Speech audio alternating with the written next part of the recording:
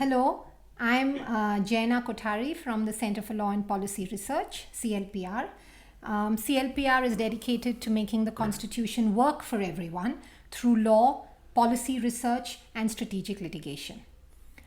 Today, I'm really excited to have with us TM Krishna for a conversation on our Constitution. Welcome. Thank you very much for having me. Thank you so much. Yeah, thank you for joining us. Let me introduce him before we start. TM Krishna is a well-known Carnatic vocalist, a writer, speaker, and activist. In 2016, he was awarded the Raman Magsaysay Award for Emergent Leadership for bringing, and I quote, social inclusiveness in culture, and for his commitment as an artist and advocate to art's power to heal India's deep social divisions, breaking barriers of caste and class to unleash what music has to offer, not for some, but for all. His recent book, Sebastian and Sons, A Brief History of Mridangam Makers, published in 2020, speaks about the history of Mridangam makers in South India and other parts of the country. Krishna uses both his art to address issues of inequality around many themes around caste, around trans and LGBTQI rights, and also public education. Thank you for joining us, and I'm really glad to have you with us today. Thank you so much. Thank you so much. So let's start very briefly on some questions, just some freewheeling questions around the Constitution, since we are commemorating the 75th Independence Day. Your family was very involved in the constitution making process. Your granduncle T.T. Krishnamachari was a prominent member of the Constituent Assembly. He was a member of the drafting committee and played therefore a very instrumental role in the making of our constitution. One of his speeches, he speaks about how social practices, unjust social practices, should be tackled through legislative reform and public mobilization. Did he influence you in any way? Or do you think you had an early introduction to social justice issues or constitutional rights, perhaps because of your family engagement? Neither, actually. That's truth. T.T. Krishna passed away, I think, a year before I was born. I was born in 76, and I think he passed away in 75 or 76. In fact, ironically, actually, I named Krishna after him, by the way. Oh, because okay. my grandmother wanted to name the grandson after her younger brother, who was T.T. Krishnamachari. So I really didn't know much about his work in the Constituent Assembly or what he said, etc. So I think it's much later that when I started reading the debates and the discussions and of course the books, that I realized the role he played, and not necessarily that I agree with in many things that he said. I agree partially with some things and some things I don't. Yeah. Actually, I think my consciousness of the Constitution did not come early in life.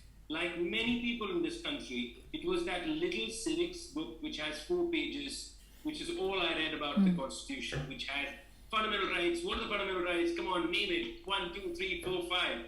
And in the preamble, you know the words, and you know the highlighted words. You don't even know what's after the highlighted words. That's the truth. Everybody knows equality, but they don't know what's coming after that. Or the other highlighted words, for that matter, you know? No, that's true. That's true, right? So that's exactly how my learning of the Constitution was. No different from many people in this country.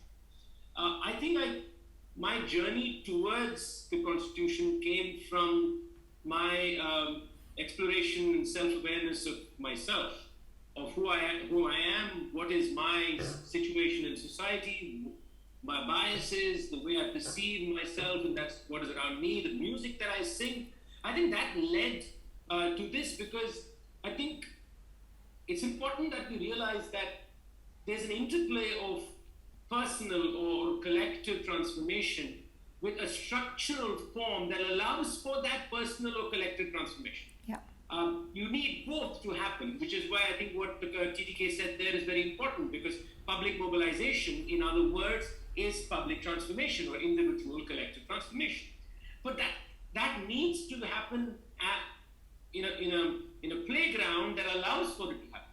Similarly, you just cannot have a structure without the work going within that structure for changing. So the courts are not going to find the solutions for you.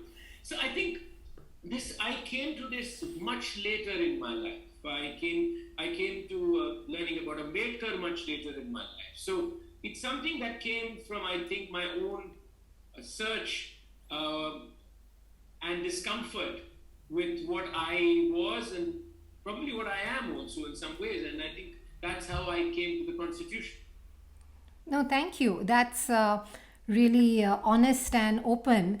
And that kind of brings me to the next question that as you say that you kind of searched inward, perhaps you could say about your book Sebastian and Sons. I read it and I really enjoyed it. And so in your book you speak very directly about caste inequality, which is really so rare for classical artists to speak about, because in India we see that the classical arts, whether they're music or dance, are so seeped or in caste and feudal hierarchies. So it's uncommon for classical artists to speak about it. And so what made you address that? Was it an inner kind of search or what else? My first recognition of caste within first my own occupation or my own sphere of influence and practice happened maybe when I wrote Southern Music in 2013. So the journey began sometime in 2000, 2002, 2003 maybe, I'm not sure. But that journey itself was about realizing the complexity of caste. I mean, caste and sun. Something people don't think of. There's caste and sun. Yeah. There's caste in what you think is a good piece of music. There's caste in what you think looks beautiful. What color is your home? Yeah. What kind of decoration do you want in your hall? There's caste everywhere. And it's important to realize this isn't. Some people think that, if you say caste anyway, isn't there anything that binds us? Isn't there anything? I mean, I think it is the ethics of living that binds us. And everything else can be different. So we have to be careful, and at the same time, this notion of preference needs to be very deeply investigated. Because even preference is not a level playing field. Yeah. Preference itself is a hierarchical field. There are preferences and there are preferences. We know which are more important, and we know which preference then becomes an aspiration. So this is very complicated, ugly kind of scenario. Having said all this, the fact is that I forgot the makers of the instrument when I wrote a Southern Music, and I wrote an entire chapter on caste in Carnatic music, an entire chapter. And I spoke nothing of them. There's not even a word in it about the Mridangam maker, who predominantly are from Dalit communities. It didn't even strike me. And that's the thing about it, right? There are always blind spots with privilege, all kinds of privilege, right? There's always something that you do not see. I realized it when I was looking at the book again for the second edition. I looked at the chapter and it just popped up. I said, my goodness. And that's when I said, okay, this is something I need to think about. And through a period of time, I thought this is a book that needs to be written about Mridangam makers. Why? Because it's a very unusual situation. It's important to understand that the Mridangam, unlike many instruments, you can just go to a shop, buy a violin, and after which your relationship with a violin maker is minimal. I mean, it is there, but it's minimal. You can change the strings yourself. But an instrument like the Mridangam requires servicing regularly, which means there is a place of interaction, which means there's a relationship, which means there is a give and take, and there is a very complicated situation there, because the Mridangam player is most likely Brahmin, and the Mridangam maker is most likely Dalit. And now this is not just a transactional relationship. It's not like going to a shop and buying a lollipop. You have to sit with the person. You have to work with the person. The maker should understand your aesthetic talent, your sound talent. You have to understand the making. Now, in between all this lies this instrument called Mridangam. Now, why is it even more complicated? The Mridangam is made with cow skin, buffalo skin, and goat skin. Now, that's something a Brahmin does not want to associate. But then you have to associate. So it's such a messy space socially. But yet there is this relationship, and it's a very complicated relationship. So I just felt this is something that needs to be explored. And I know I worked on it about 4 years, a lot of field work and almost anthropological work for the person who's not trained in history or anthropology or anything for that matter. It was interesting for me because I was actually acting like I was just asking questions and learning. And the book came entirely from that. But it's also, the book itself is complicated. Why should an upper caste guy with every privilege in the world write that book? Yeah. You could ask me the question. I don't have a correct answer for it. Is that itself a problem? Yes, it is a problem. But my hope is, first, I'm sure you've received that response. I'm sure you've received that response. And I don't think that's something that you should defend, because that's the truth. It's absolutely the truth. But let's look at other truths. The other truths are nobody even notices among the Dalit community about this little population of few families that are making the murder. That's one truth. The other truth is, can this book be a catalyst, be an amplifier of sorts for the conversation then to remove me, or I remove myself from the conversation? That is also a possibility that I'm not willing to say is entirely wrong. I think it's something that being an enabler is something, an ally is something you can do. And I think that's what the book has done to a large extent. It's allowed conversations between the maker and the player now. It's allowed the makers to speak in a voice that they did not speak before, hopefully. And hopefully they will write their own book and say TM Krishna is all wrong. And that's fine. That's absolutely fine. So this was, a very important journey for me. Because I was entering so many different cultures. I was understanding so many different things, different knowledge spaces. Another thing where discrimination operates is the idea of knowledge. The whole epistemology of knowledge is riddled with discrimination. Every level of it has many hierarchies built in. Why wouldn't I ever call the knowledge of the maker knowledge? Whereas the rhythm player is always knowledge. He is brimming with knowledge, right? So, that's why I wrote this book. And I think interesting, somebody said, you have no bibliography in this book. I said, I don't have any bibliography because the only people I learn from are the makers. Simple. That's the bibliography of the book. The book is my interviews. The knowledge comes only from them. Simple as that. Yeah, no, I thoroughly enjoyed reading it. And it made me think about the issue of art in India. I learned dance, so I've been kind of quite exposed to classical dance. And a question that comes up is that should artists, the way you have done, take up some of these messy issues through their art or through their position as artists? We see a lot of artists like you engaging with social issues. Do you think this should be something that artists should use their position to do, to address or to engage with the Constitution? I mean, let's broaden that up as well. Absolutely. I mean, I just don't guess this just art. What is just art? I mean, that's a question that I'll ask. What is this just art? I mean, art is made in society. Art is made shared among people. So you're communicating, you're sharing in something. So what is just art? My fundamental point is art's sake is reality. Then art for art's sake has to be connected to reality. So even not speaking about reality is a political point. Yeah.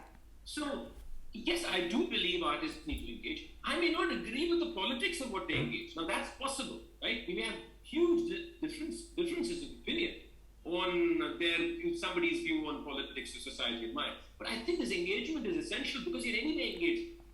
And the bigger problem is when somebody says they're not engaging, what they basically mean is they want all the oppressive systems that are there in the world to remain as they are and they remain in the bubble, is what they're saying.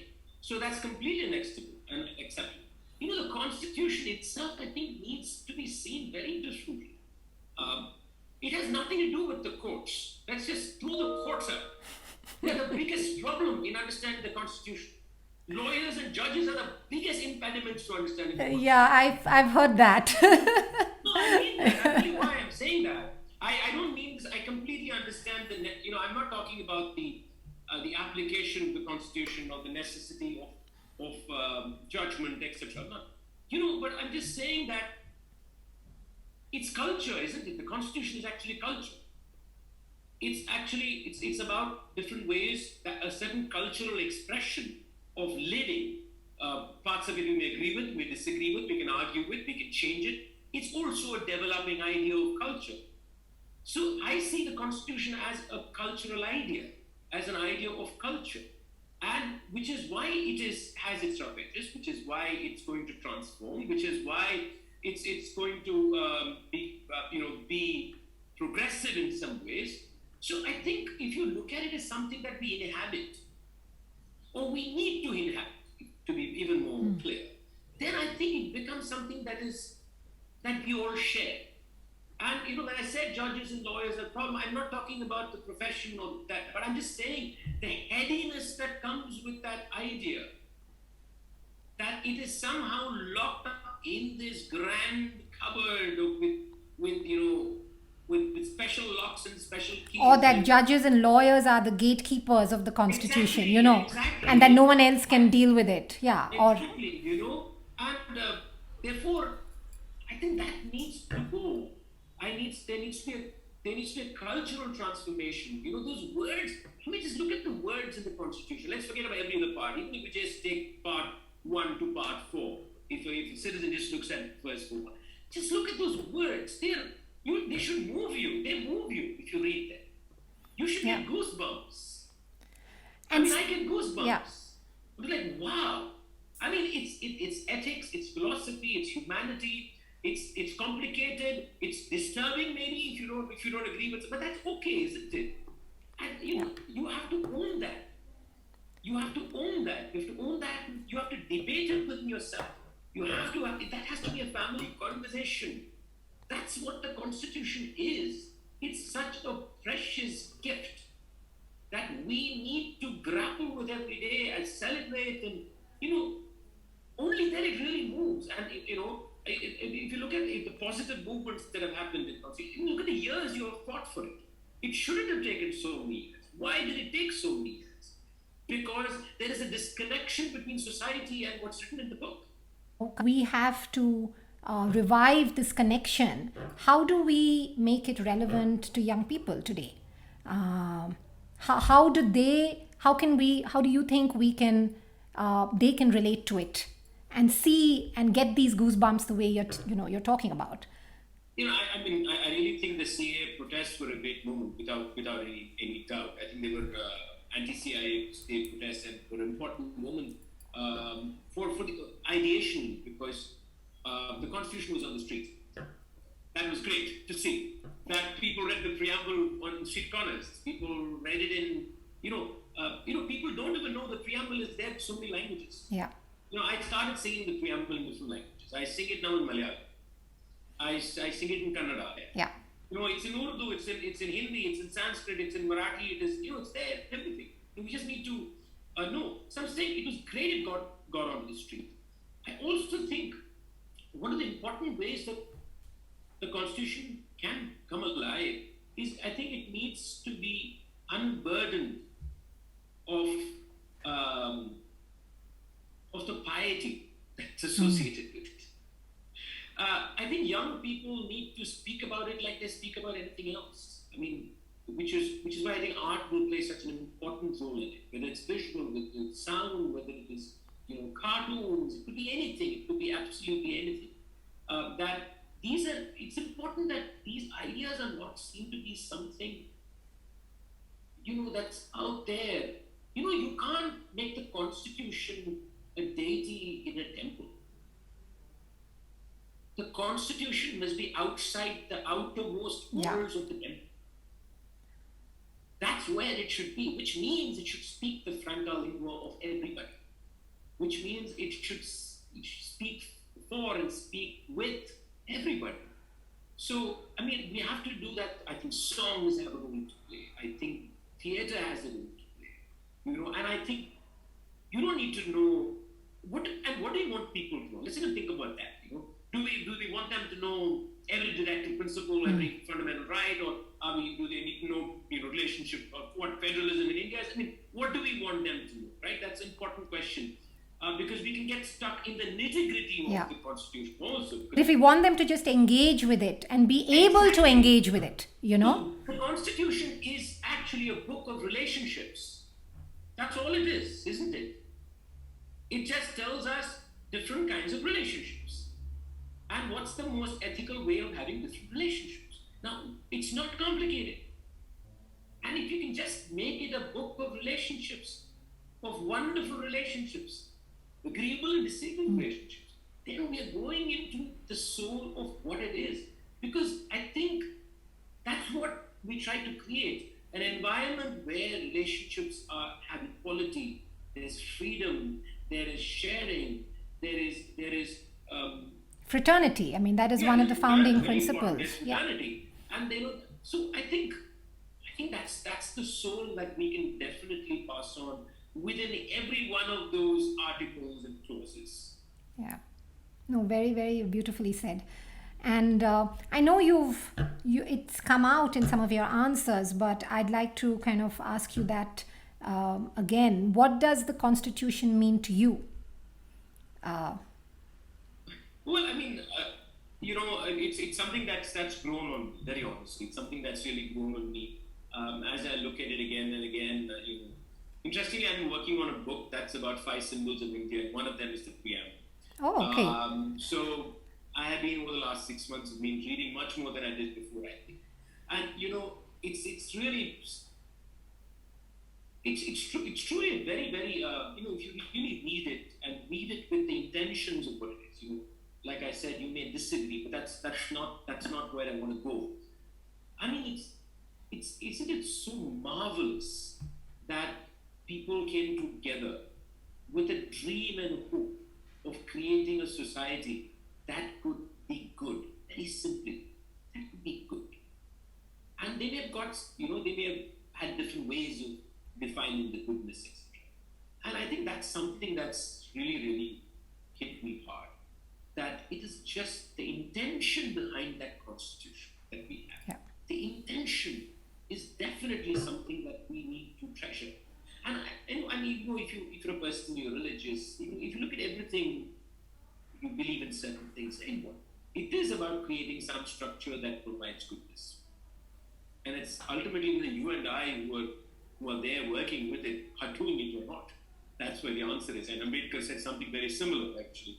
And so I think it's the possibility of goodness and increasing the probability of goodness is what really, I think, touches me quite incredibly every time I go through little phrasings and little words that that are placed in certain ways, that are said in certain ways, not just for legal reasons, but actually for very, very ethical reasons. And they're very well thought out. I mean, people debated words and formations, not just for loopholes and legality, but they were actually arguing ideas, arguing ethics, arguing morality, arguing so many things, right? So, I mean, I just wish people will spend maybe one day when they have time, just Google, go to the Constitutional Assembly debates. It's all online now. You don't need anybody's help. Just listen, just read those conversations. And I think that gives us hope. Yeah, no, absolutely. And one of the efforts of CLPR has been to kind of deepen these, deepen access to the Constitution and initiate some of these conversations. And we have actually a website called constitutionofindia.net where we've made the debates easily accessible. And so, if we have to, build this engagement in addition to art and music and all that you spoke about, the protests ignited that. The preamble was read, all of that. But how else do you think we could, create more awareness or kind of engagement with the Constitution? Would you have other? I know that all of us in our civic class just got the bare basics, but what are other suggestions that you may have? I think arts is the way. I think arts are the way. They have to be used at every level. I think important thing is multilingual. We are not an English country, an English-speaking country, right? We need these things to happen in Kannada, in Marathi, in Bengali, in Assamese, in whatever language. Yeah. And I think it has to, when we're young, whatever song you may have hummed or somebody hummed, you still sing it. You may forget 100 things you learned after that. We should have songs about the ideas in the Constitution that are taught in schools. I don't care if this child didn't understand a word of what she or he they were singing at that point of time, but they just have to become. I think we, as much as we activists criticize habit as being an oppressive tool, there is also a positive habit that we can create. create.